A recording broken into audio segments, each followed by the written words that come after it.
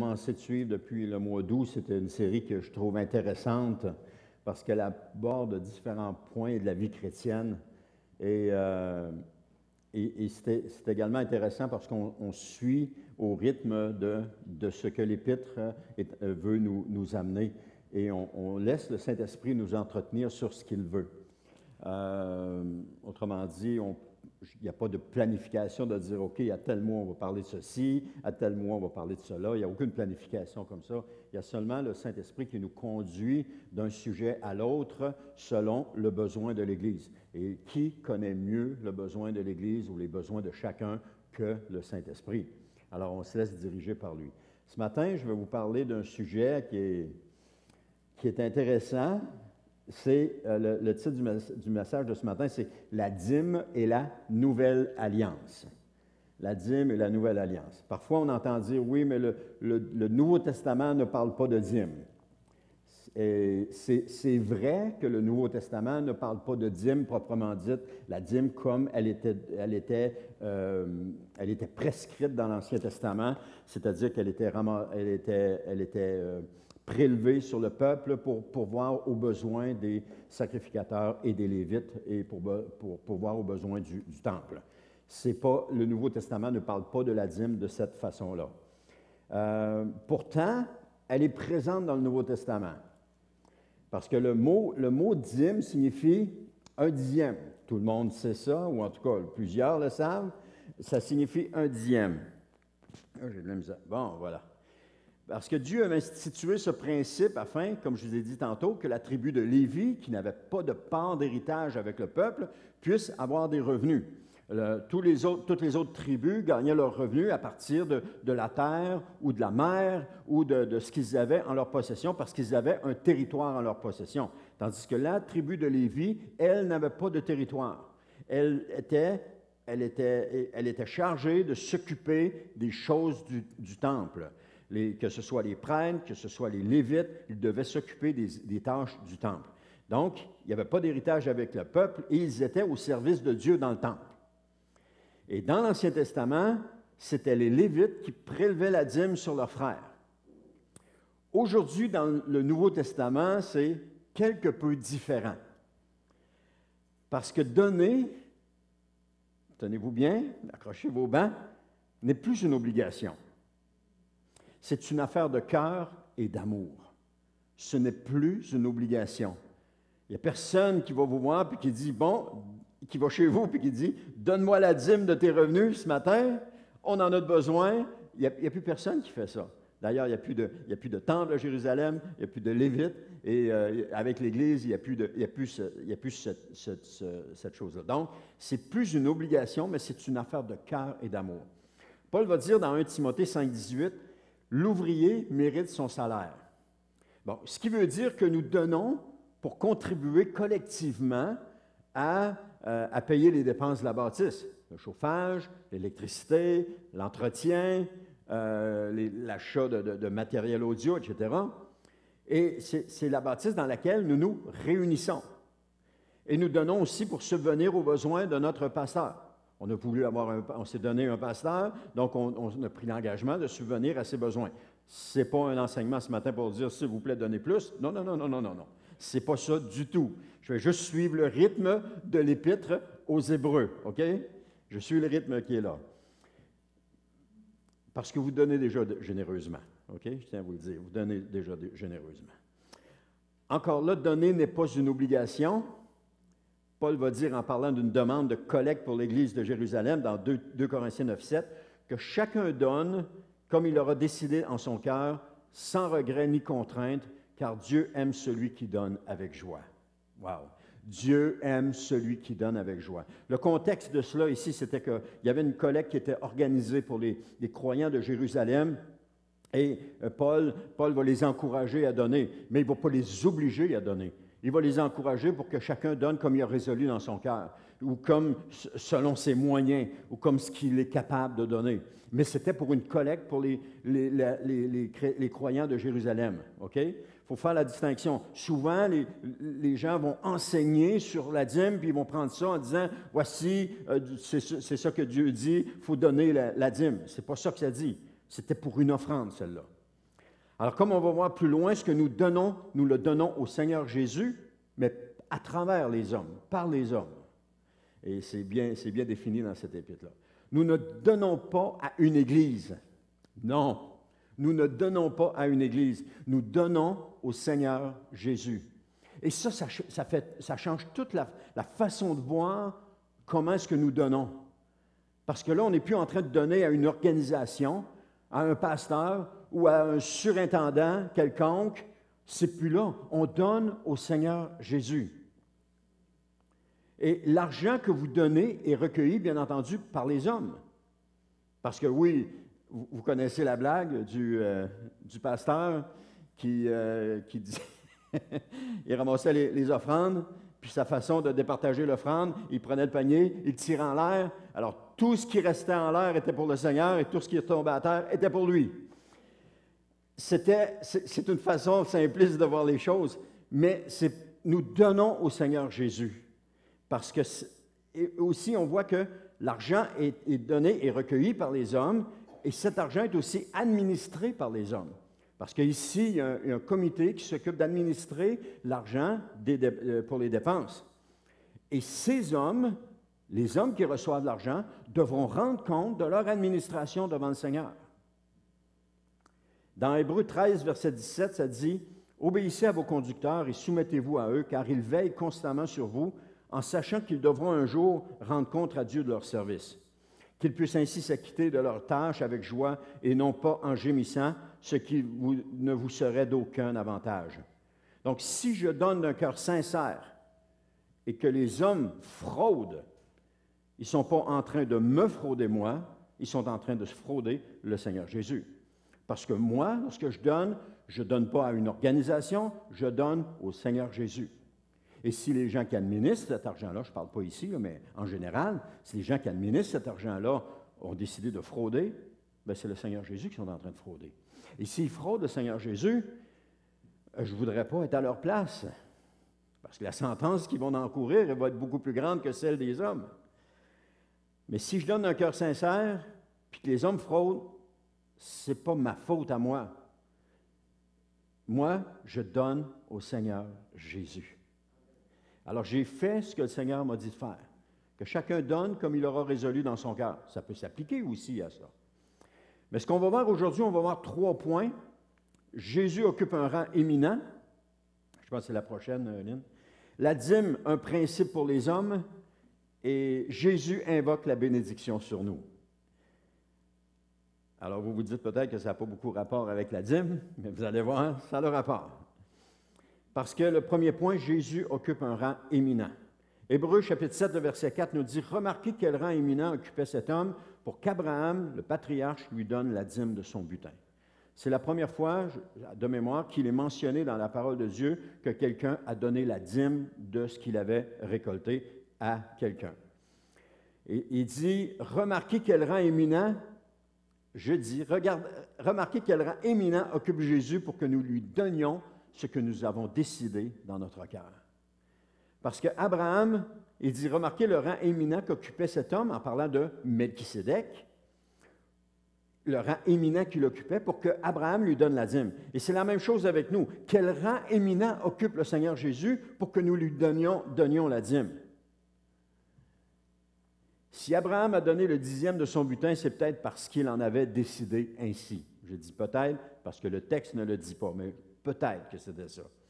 Parce que la dîme que nous donnons, comme je vous ai dit tantôt, nous la donnons à une personne qui occupe un rang éminent. Et la personne qui occupe le rang éminent, ce n'est pas le pasteur, ce n'est pas le surintendant de district, ce n'est pas le surintendant général, c'est le Seigneur Jésus. Lorsque nous donnons, je le répète encore, nous donnons au Seigneur Jésus. Et c'est lui qui occupe le rang éminent. Pourquoi je dis ça? Hébreux chapitre 1, verset 4, « Il, en parlant de Jésus, a ainsi acquis un rang bien plus éminent que celui des anges dans la mesure où le titre que Dieu lui a donné est incomparablement supérieur au leur. » Le verset Hébreux 4, 14 nous dit « Ainsi, puisque nous avons en Jésus, le Fils de Dieu, un grand prêtre éminent, qui a traversé les cieux, demeurons fermement attachés à la foi que nous reconnaissons pour vraie. » Hébreux chapitre 10, verset 21, « Ainsi nous avons un grand prêtre éminent, placé à la tête de la maison de Dieu. Donc, la personne du Seigneur Jésus occupe un rang éminent. Et nous donnons à cette personne, comme Abraham a donné à Melchisédek, qui occupait un rang éminent. De la même façon, on donne aussi à Jésus qui occupe ce rang éminent. C'est pour ça que je dis que la dîme, nous ne la donnons pas aux hommes, mais nous la donnons au Seigneur Jésus. Lorsque je le donne à travers les hommes, à travers l'Église, mais je la donne au Seigneur Jésus. Parce que oui, les hommes recueillent l'argent et l'administrent. Et on leur fait confiance. Amen. Mais si ces personnes fraudent, comme j'ai dit tantôt, c'est le Seigneur Jésus qui sont en train de frauder. Et ce n'est pas le cas ici, là, OK? Soyez rassurés. Je ne dis pas ça pour reprendre personne, ce n'est pas le cas. La dîme, mon deuxième point, c'est la dîme est un principe pour les hommes. Hébreux chapitre 7, le verset 5. Certes, la loi ordonne à ceux des Lévites qui sont prêtres de prélever la dîme sur le peuple d'Israël, c'est-à-dire sur leurs frères, bien que ceux-ci soient comme eux, les descendants d'Abraham.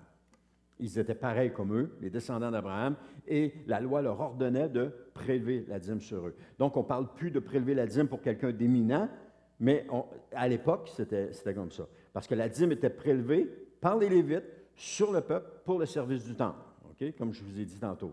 Alors, c'est un peu le même principe qui est appliqué aujourd'hui, à l'exception que ce n'est plus une obligation. On ne va pas prélever la dîme ou quoi que ce soit, on va la donner d'un cœur pur. Mais aujourd'hui, on est encouragé à donner. On n'est plus forcé, on n'est plus obligé, on est encouragé à donner et on n'est pas forcé, obligé à donner un montant précis, mais on est encouragé à donner avec amour, avec joie, généreusement, sans obligation, sans contrainte et sans regret. Il y a une liberté dans le Nouveau Testament.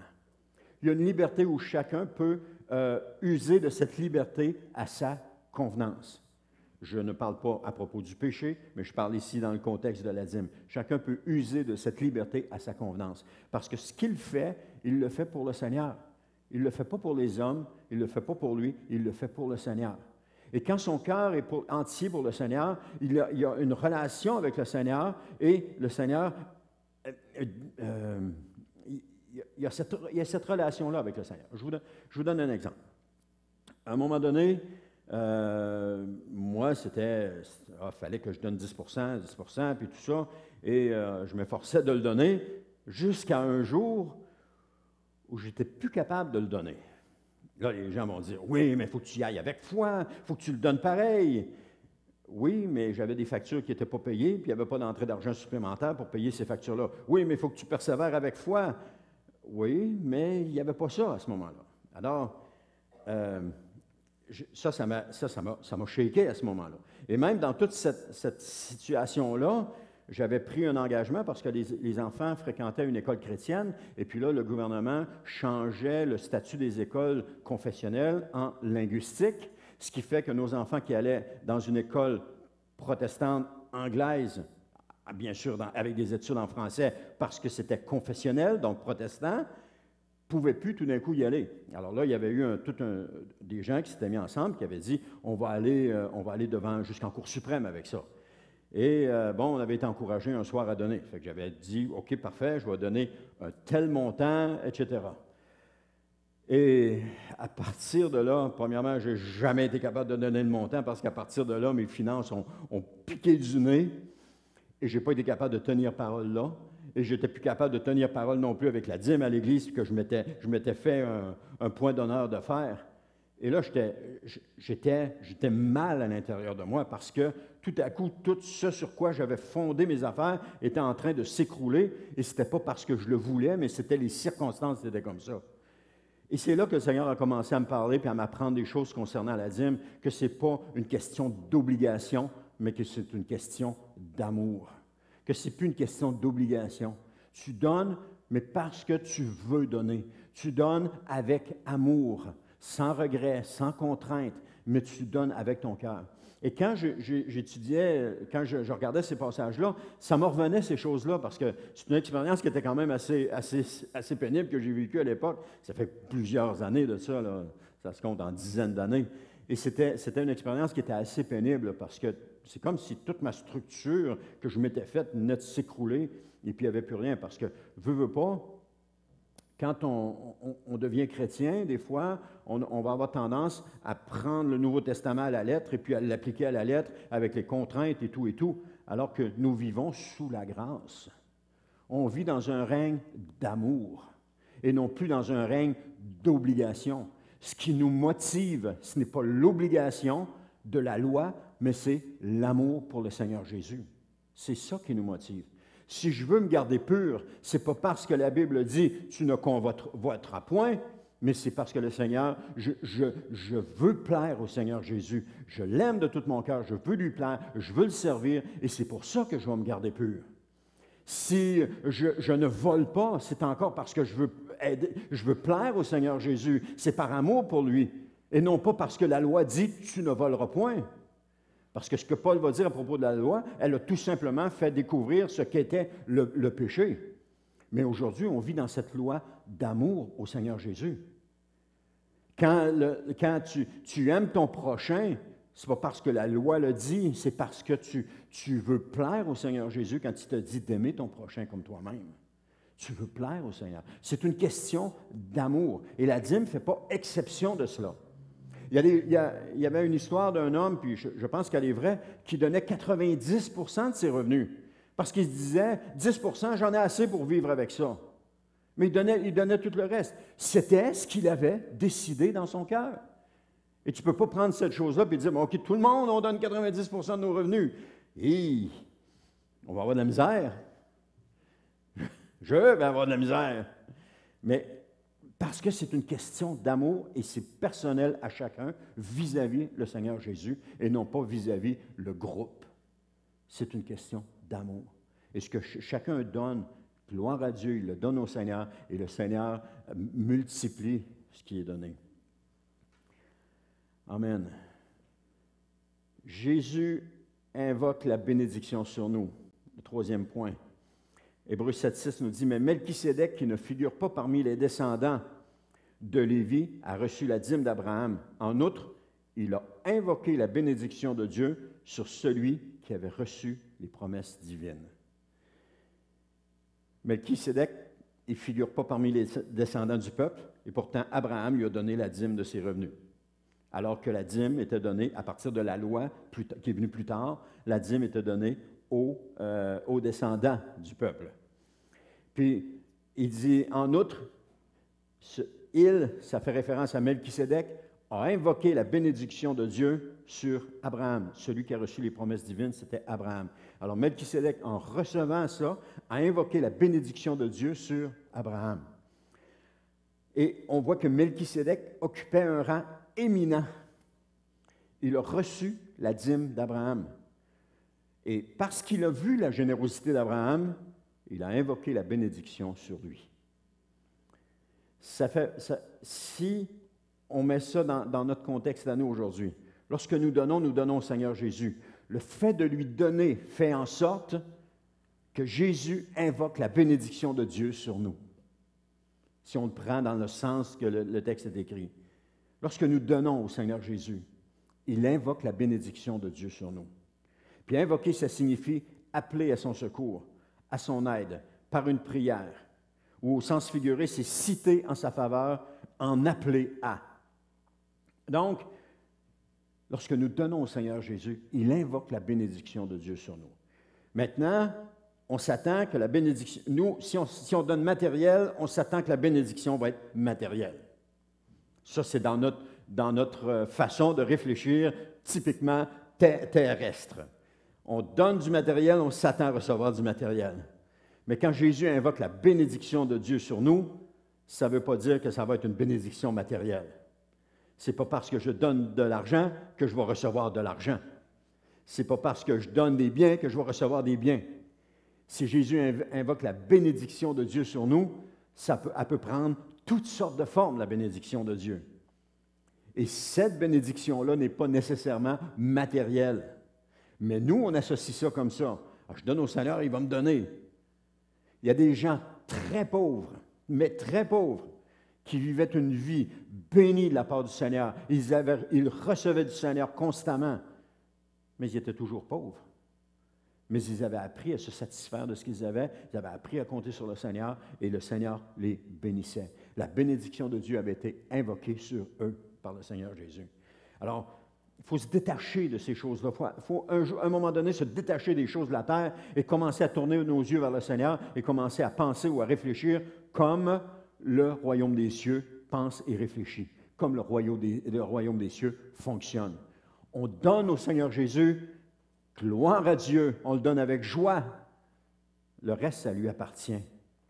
Et si Jésus invoque la bénédiction sur nous, quelle que sera la bénédiction, nous nous en réjouissons. Et qu'est-ce qu'il n'y a pas de plus grand comme bénédiction que d'avoir la paix dans notre cœur au milieu des circonstances qu'on vit présentement?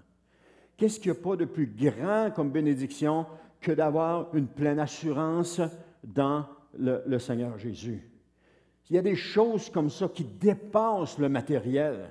Il y a des choses comme ça on pourrait dire, qui transcendent le matériel, qui ne sont pas reliées au matériel. Parce que le matériel ne nous apporte rien. Le matériel ne nous apporte que de la peur, de la crainte. C'est tout ce qu'il nous apporte. Parce que quand tu as le matériel, tu as peur de le perdre. Oh, tu as peur de le perdre, tu ne veux pas le perdre. Mais quand tu ne l'as plus, ce matériel-là, qu'est-ce qui te reste? Il te reste le Seigneur Jésus. Puis quand même, tu le perdrais, le matériel. So what? Il y a une image, je vous l'ai peut-être déjà dit, mais une image qui m'avait frappé lorsque les tours du World Trade Center se sont effondrées.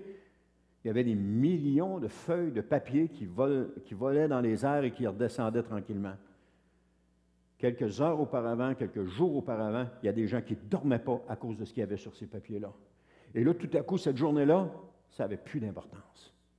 Ces papiers-là n'avaient plus d'importance. 5000 personnes venaient de mourir dans ces tours-là. Les papiers, ce qu'il y avait dessus, ça ne comptait plus. L'humain était devenu plus important. La vie était devenue plus importante. Ceux qui en sont sortis vivants prenaient conscience que la vie était une bénédiction de Dieu et que ça avait beaucoup plus de sens que tout ce qu'il y avait sur les papiers. Je suis certain qu'il y en a qui ont beaucoup mieux dormi le soir. Parce que là, il n'y avait plus à se tracasser. Les papiers, il y en avait plus, ils ne les retrouveraient jamais. Il n'y avait plus à se tracasser. Mais c'est juste pour illustrer que des fois, quand on s'attache aux choses de la terre, c'est là qu'on on a de la crainte, on peut avoir de l'amertume, et puis on peut développer des ulcères, on peut développer toutes sortes de choses parce qu'on s'inquiète à propos de ça. La plus grande bénédiction qu'on a, c'est de connaître le Seigneur Jésus. Parce que la Bible nous dit aussi que Christ intercède pour nous. Dans Romains chapitre 8, verset 34, ça dit « Le Christ est mort bien plus, il est ressuscité, il est à la droite de Dieu et il intercède pour nous. » Amen. Jésus est dans le ciel aujourd'hui, il intercède pour nous, il prie pour nous. Il prie pour que nous recevions selon nos prières et au-delà de nos prières. La Bible nous dit aussi que le Saint-Esprit intercède pour nous. Donc, on en a deux qui prient pour nous, là. Ce n'est pas n'importe qui, là. C'est les deux plus haut placés dans le royaume des cieux, hein? Romains 8, 27. Et Dieu qui scrute les cœurs sait ce vers quoi tend l'Esprit, car c'est en accord avec Dieu qu'il intercède pour ceux qui appartiennent à Dieu. Le Saint-Esprit intercède pour nous. Alors, on a quelqu'un qui pense à nous dans le ciel. On a quelqu'un qui se soucie de nous dans le ciel. On n'est pas abandonné, on n'est pas délaissé, on n'est pas laissé à nous-mêmes. Il y a quelqu'un qui se soucie de nous. Parfois, on peut avoir l'impression qu'on est tout seul dans ce qu'on est en train de vivre et qu'il n'y a personne qui nous comprend, mais c'est faux. Il y a quelqu'un dans le ciel qui non seulement nous comprend, mais qui l'intercède pour nous et qui l'intercède même au-delà de ce que nous pouvons demander ou espérer ou penser. Il est constamment là parce qu'il nous connaît mieux que n'importe qui. On voit aussi que la dîme est un principe de semence. Lorsque je donne, je peux m'attendre à une récolte. Mais je ne donne pas pour recevoir, parce que je donne par obéissance, parce que la Bible l'enseigne. Il y a eu des enseignements dans le passé qui ont été apportés, où est-ce que les gens disaient « Donne et le Seigneur va te donner au centuple ». donne 100 piastres au Seigneur et le Seigneur va donner au centuple. Un évangéliste comme ça, qui prêchait comme ça, puis il demandait aux gens de donner. Alors, il y en a un qui a dit, Monsieur l'évangéliste, si vous croyez vraiment à ce que vous dites, vous donnez-moi 100 piastres. Et le Seigneur va vous donner au centuple. Il croyait au principe, mais chez les autres, mais pas chez lui. Il était d'accord à ce que le principe s'accomplisse chez les autres, mais pas chez lui. Et dans le fond, c'était vrai. S'il croyait au principe, c'était à lui à commencer à distribuer aux gens qui venaient l'entendre. Et Dieu allait le bénir au centuple. Comprenez un peu le principe? Mais on ne donne pas pour recevoir. On donne parce que la Bible nous demande de donner. Et si on donnait pour recevoir, on aurait des problèmes. Parce que ceux qui donnent beaucoup recevraient beaucoup. Puis ceux qui ne donnent pas beaucoup recevraient pas beaucoup. Donc, ça ne serait pas équitable. Ça ne serait pas selon la parole de Dieu qui dit que Dieu ne fait pas de favoritisme. Parce que ce que je reçois ne va pas en fonction de la grosseur du montant que je donne. Un peu peut rapporter beaucoup.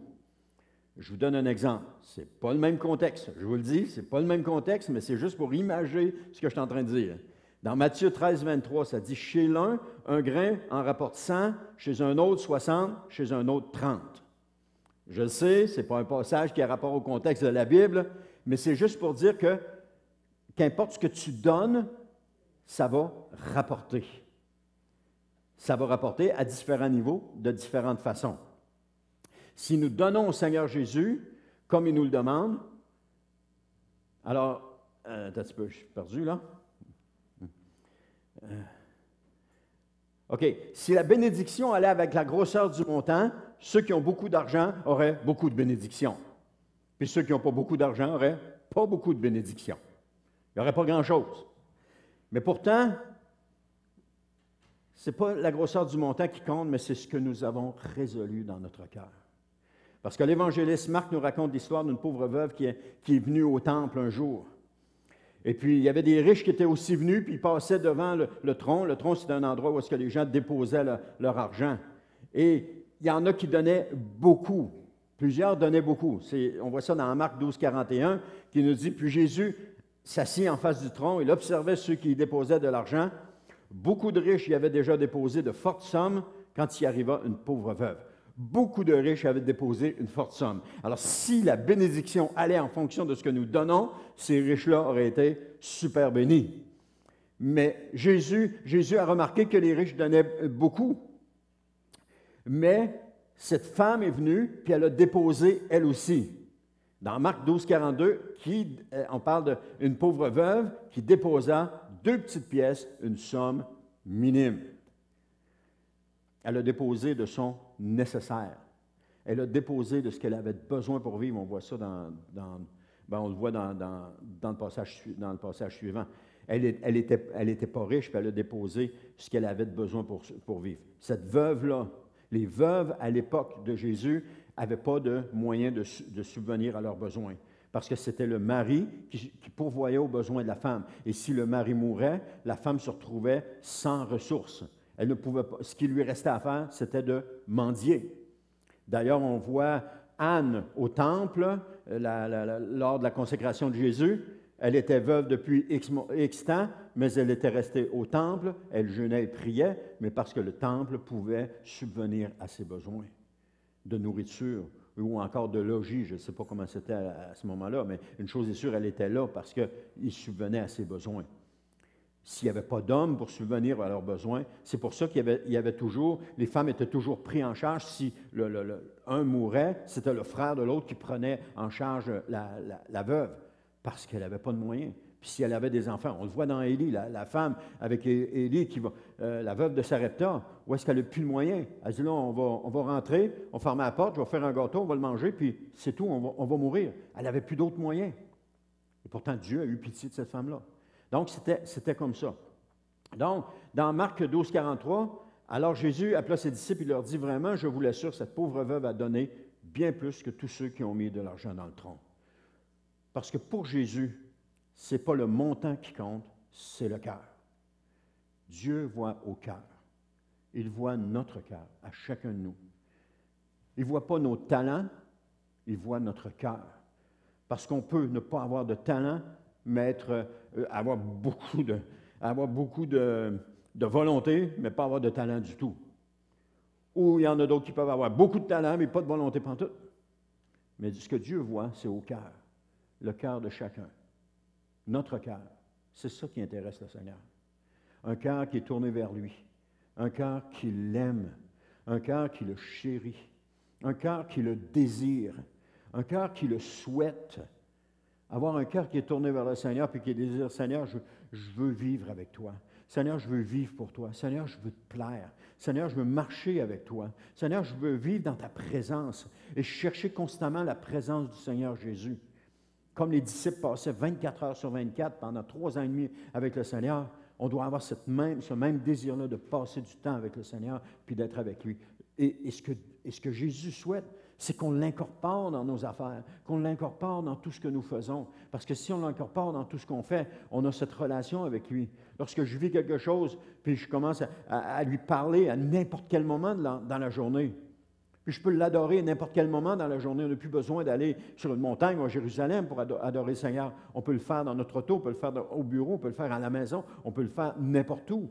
Et quand on commence à l'adorer, on commence à dire au Seigneur qu'on l'aime, qu'on aime ça, sa présence, qu'on aime ça être avec lui, qu'on aime ça quand le Seigneur nous encourage et nous fortifie. Il y a un amour qui se développe. J'aime aujourd'hui beaucoup plus mon épouse que je l'aimais quand je l'ai connue à 20 ans. Parce qu'on a vécu toutes sortes de choses ensemble. On a grandi ensemble. Et aujourd'hui, je l'aime beaucoup plus que quand j'avais 20 ans. Plus qu'hier, moins que demain. Hein? Il y a cet amour à cause de la complicité qu'on a ensemble, à cause des choses qu'on a développées ensemble. Pas parce que ça a toujours été facile, mais parce qu'on a persévéré ensemble. Il y a cet amour qui s'est développé là. Et c'est la même chose avec le Seigneur. Il va avoir une relation d'amour et de complicité avec le Seigneur à cause de ce que nous vivons ensemble. Et parce que nous vivons cet amour-là ensemble avec le Seigneur, on développe cette complicité-là. Et puis je peux même dire que j'aime beaucoup plus le Seigneur aujourd'hui que quand je l'ai connu quand j'avais 20 ans. Je l'aime beaucoup plus parce que j'ai appris à le connaître. J'ai appris à l'aimer. À travers les situations que j'ai vécues, à travers tout ce que je vis, j'apprends encore davantage à aimer le Seigneur. Et je ne pourrais jamais l'aimer assez. Je ne pourrais jamais l'aimer plus que ce que lui m'aime.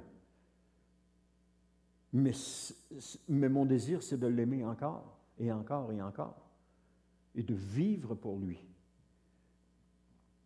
Alors pour Jésus, ce n'est pas le montant qui compte, c'est le cœur. C'est l'intention avec laquelle nous agissons. C'est l'intention avec laquelle nous faisons les choses. Encore, c'est la motivation avec laquelle nous donnons. Tantôt, je prenais l'exemple de la collecte de Jérusalem. Paul a dit que chacun donne comme il aura résolu dans son cœur. On ne va pas te juger pour ce que tu donnes. On ne va pas te condamner pour ce que tu donnes. On ne va pas te blâmer pour ce que tu donnes. On ne va pas te pointer du doigt pour ce que tu donnes. On ne va pas t'élever pour ce que tu donnes. Que chacun donne comme il a résolu dans son cœur. Parce que ça se passe entre Jésus et la personne. Ça se passe entre Jésus et moi. Et rien d'autre.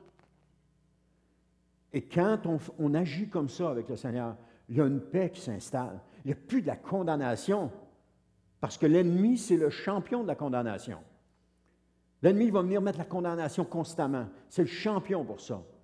Mais quand on est avec le Seigneur, il n'y a plus de place pour la condamnation. Il y a seulement l'amour qui se dégage. Et parce qu'il y a cet amour-là, il y a une croissance qui s'opère. Une croissance entre nous, entre moi et mon Seigneur. Il y a l'amour qui se développe. Amen. Si une personne donne un gros montant dans le but de recevoir gros, il est mieux de rien donner, parce que ses motivations ne sont pas bonnes. Elles sont carrément pas bonnes. Ce que nous voulons faire en toute chose, c'est de plaire au Seigneur. Ça fait plusieurs fois que je le dis. Et faire comme Marie disait aux noces de Cana, dans Jean 2,5, faites tout ce qu'il vous dira. Faites tout ce qu'il vous dira. Ce n'est pas le pasteur, votre Seigneur. C'est Jésus. Faites tout ce qu'il vous dira en parlant de Jésus. Parce que le secret d'une vie heureuse avec le Seigneur, c'est de faire tout ce qu'il nous dit de faire. De marcher avec lui, puis de faire ce qu'il nous dit de faire. Et ça, de faire ce que le Seigneur nous dit de faire, c'est quand on développe cette relation-là avec lui. Il y a un amour qui s'installe. Je reprends l'exemple avec ma femme. Elle me disait de faire des choses, puis je ne le faisais pas parce que je n'avais pas envie de le faire. Aujourd'hui, elle me demande des choses, puis je le fais parce que j'ai envie de lui plaire. J'ai envie de lui plaire. Je sais que lui rendre service, c'est ça qui lui fait le plus plaisir. Est-ce que je lui rends service pour qu'elle me dise « Oh, wow, merci! » Non, je lui rends service parce que ça me fait plaisir de le faire. L'autre matin, je suis sorti, il y avait du givre dans la vitre de son auto. J'ai dit, bon, ben, je vais éviter de gratter sa vitre. Je vais gratter sa vitre. Je me suis dit, je sais que ça lui fait plaisir que je le fasse. Mais je ne le fais pas en m'attendant à ce qu'elle m'appelle et qu'elle dise, oh, je suis assez content que tu l'aies fait. Ça ne me dérange pas, ça.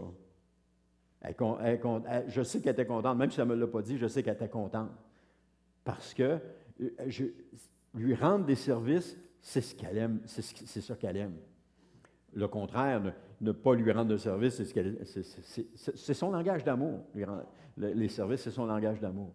Alors, c'est la même chose avec le Seigneur. Quand on commence à passer du temps avec le Seigneur, qu'on commence à découvrir qui il est, on commence à l'aimer sincèrement. On ne l'aime plus pour ce qu'il nous donne, on ne l'aime plus pour la main qui nous nourrit ou qui nous donne. On l'aime pour ce qu'il est. Et quand bien même il ne nous donnerait rien, il est quand même celui qui a tout donné. Il a tout donné. Il a donné sa vie pour nous. Il est mort à la croix pour nous. Il a tout donné. Quand bien même je prierais et qu'il ne me donnerait rien aujourd'hui, il ne faut pas que je commence à regarder aujourd'hui, il faut que je regarde qu'est-ce qu'il a fait pour moi avant. Si aujourd'hui les portes du ciel me sont ouvertes, c'est parce que Jésus a payé le prix pour ça. Parce que s'il n'avait pas payé le prix, je serais encore perdu. Je serais encore sous la condamnation et la domination du malin. Mais parce que Jésus a payé le prix, je suis béni. Il invoque la bénédiction sur moi. Amen. Et cette bénédiction-là n'est pas toujours terrestre ou charnelle. Le secret d'une vie heureuse avec le Seigneur, c'est de faire tout ce qu'il nous dit de faire. Nous sommes ses serviteurs et non pas ses gérants. Amen. Je veux juste qu'on termine en prière, si vous voulez. Seigneur éternel, je te remercie pour ce temps avec toi. Je te remercie, Seigneur, que tu nous as parlé ce matin. Je te remercie, Seigneur, pour l'enseignement que tu nous as donné. Et je te prie, Seigneur, que tu continues de nous fortifier dans notre relation avec toi. Je te prie, Seigneur, que tu continues de nous parler, que tu continues, Seigneur, de marcher avec nous. Seigneur, même dans les moments où est-ce que tout est sombre, même dans les moments où tout est noir, je te prie, Seigneur, que tu nous aides à développer cette confiance en toi, que tu es toujours à nos côtés, que tu ne nous as pas abandonnés. Je te prie, Seigneur, qu'on développe cette confiance et qu'on continue à marcher toujours dans cette confiance que tu es toujours présent là. D'ailleurs, tu en as fait la promesse. Seigneur, je te remercie, Seigneur, pour les moyens financiers que tu nous donnes, quels qu'ils soient, quelle que soit la grosseur. Je te remercie, Seigneur, parce que nous avons un toit, nous avons des vêtements et nous avons de la nourriture sur notre table. Je te rends grâce pour cela. Et je te prie, Seigneur, que nous te gratifions pour ça, que nous ayons de la reconnaissance pour cela. Parce que, Seigneur, c'est la base, c'est le minimum et c'est ce que tu nous as donné. Et Seigneur éternel, merci. Merci Seigneur pour les besoins de cette Église qui sont rencontrés. Merci Seigneur parce que tu agis au milieu de nous, Seigneur. Merci éternel Dieu. Je pourrais même dire merci qu'on soit une petite Église parce qu'on peut continuer de se rencontrer quand même. On peut continuer de s'asseoir ensemble, de te louer ensemble et de te prier ensemble. On peut continuer d'avoir cette relation-là les uns avec les autres ensemble. Et je te remercie pour cela, Seigneur. Mais en même temps, Seigneur, je veux te prier pour ces grandes églises. Seigneur, qui pendant des années, des décennies, ont fait en sorte que nous voulions être une grande église. Mais aujourd'hui, Seigneur, ils vivent des moments extrêmement difficiles. Alors, Seigneur, je veux te te prier pour ces grandes églises-là. Je veux te demander, Seigneur, qu'elles ne se perdent pas, Seigneur. Je veux te demander, Seigneur, que l'impact de la COVID-19, qu'il n'y ait pas un impact négatif, Seigneur, sur ces grandes églises-là. Je te prie, Seigneur, pour chacun des fidèles qui fréquentent ces églises-là. Je te prie, Seigneur, de les soutenir, de les encourager, de les fortifier, de faire en sorte qu'ils ne lancent pas la serviette en pensant que tout est terminé. Mais Seigneur, je te prie vraiment de les encourager, de les fortifier, de les aider. Je te prie, Seigneur, pour ces grandes églises-là qui, bien qu'elles soient grandes, bien qu'elles ont des dépenses, mais je te prie aussi que chacun des serviteurs et des servantes continue d'être fidèles envers leur église en continuant de donner avec amour, en donnant à toi, Seigneur Jésus. Seigneur, je te rends grâce pour cela et je te prie, Seigneur, dans le nom de Jésus. Amen. Gloire à Dieu. Merci, frères et sœurs, pour cet avant-midi. Que Dieu vous bénisse. Et on se voit après-midi pour les autres.